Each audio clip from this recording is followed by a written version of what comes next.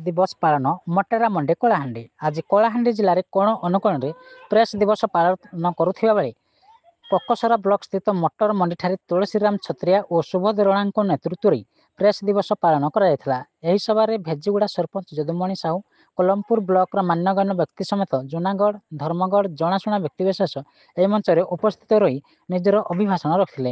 यह मंच में कलाहांडी जिलार कोण अनुकोण अनेक रिपोर्टर्स आसी एकत्रित हो आगामी दिन में संघ केमिति कार्य कर से विषय समस्ते वार्तालाप करते। Kalahandi Pradeep Kumar dungaree report, news Odisha TV. प्रत्येक वर्ष आम नेशनल प्रेस डे पालन करूँ।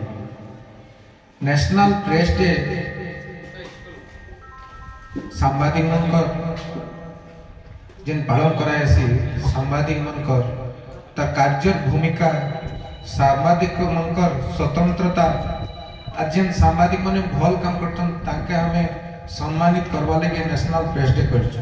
सांबादिक भूमिका आजिकल तो बहुत सांबादिक है ना, सांबादिक भूमिका अच्छे जी कि बिना पैसा रे लोकंकर लगे सेवा करसी। समस्ते नेता मन तो पैसा पैसा